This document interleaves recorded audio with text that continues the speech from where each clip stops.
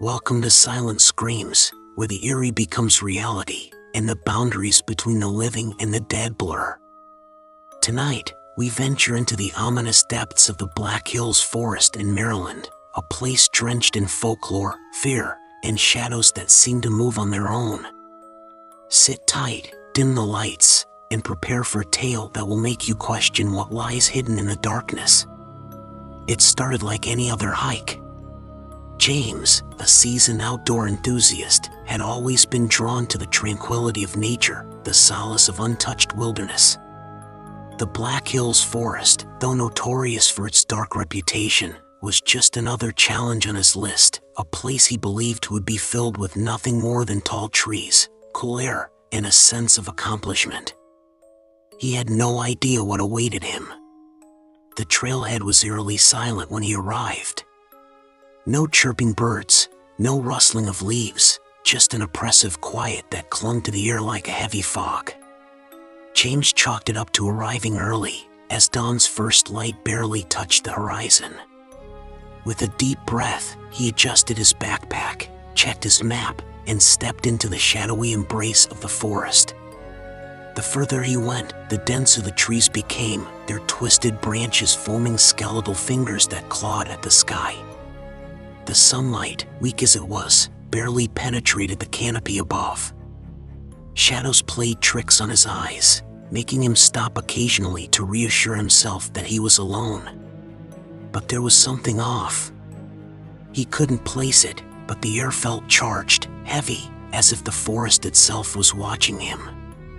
Hours passed, and James found himself deep in the woods, far from the beaten path. It was then that he stumbled upon something peculiar. A tree, larger than any he'd seen so far, stood in the middle of a clearing. Its bark was covered in strange, jagged symbols that didn't look natural, almost as if they had been carved with purpose. The designs were intricate, interwoven in patterns that seemed to pulse under his gaze. A shiver ran down his spine. James reached out hesitantly, his fingers brushing the rough surface of the bark. The moment he made contact, a sudden gust of wind swept through the clearing, though the surrounding trees remained eerily still. It was as if the forest had exhaled, a deep, guttural sound that resonated in his chest. He jerked his hand back and laughed nervously, convincing himself it was just his imagination. Continuing on, James tried to shake off the unease. But the forest seemed to grow darker even as the day progressed. His compass began to spin wildly, the needle unable to settle on any direction. Frustration set in as he tried to retrace his steps, only to find himself back at the same clearing with the marked tree. His heart began to race. It was impossible, he hadn't turned back. He was sure of it. Yet here he was again, staring at those bizarre carvings that now seemed to shimmer faintly in the dim light. Then came the whispers. Faint at first, like the rustling of leaves, but unmistakably human. James froze, his breath hitching in his throat. He spun around, scanning the trees, but saw no one. "Hello," he called out, his voice trembling slightly. There was no answer, only the sound of his heartbeat thundering in his ears. As night descended, the forest transformed.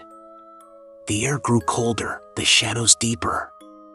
James set up a small camp, unwilling to wander blindly in the dark. He built a fire, the flickering flames casting long, jittery shadows on the trees around him. Every now and then, he would catch movement in his peripheral vision, a flicker, a darting shape, but when he turned his head, there was nothing there. Sleep eluded him. The whispers returned, louder now, circling his campsite. He clutched his flashlight tightly, shining it into the darkness, but the beam only revealed more trees, more emptiness. Then, just as he was beginning to think he was losing his mind, he saw it. A figure, barely visible, standing just at the edge of the light. It was tall and gaunt, its features obscured by the shadows. James blinked, and it was gone. The night dragged on, each second stretching into an eternity. At some point, the fire died out, leaving him shrouded in pitch-black darkness. He could feel the forest closing in, the trees seeming to loom closer, their gnarled branches reaching for him. The whispers had become a chorus now, overlapping voices speaking in a language he didn't understand. Desperation took hold, and James decided to move, hoping to find some semblance of an exit. As he stumbled through the darkness, he tripped over something solid.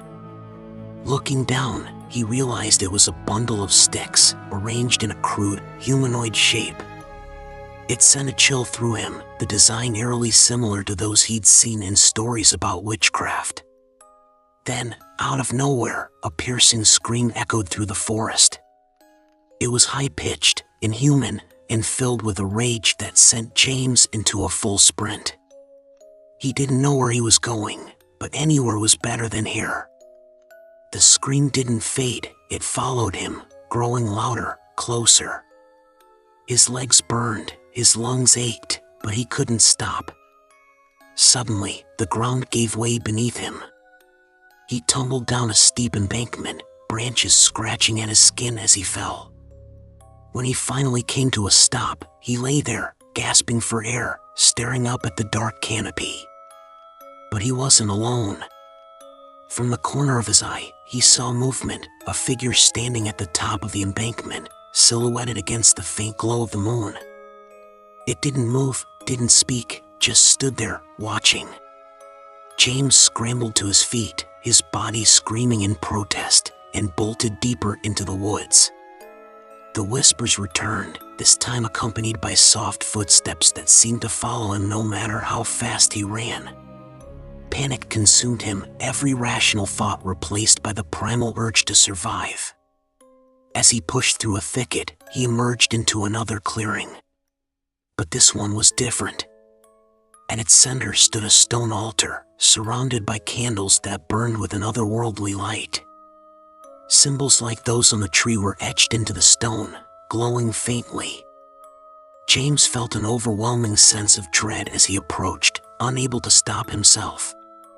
That was when he saw it. A figure, draped in tattered, dark robes, its face hidden beneath a hood. It stood behind the altar, motionless. James wanted to turn and run, but his body refused to obey. The figure slowly raised a hand, pointing directly at him, and the whispers turned into a deafening roar.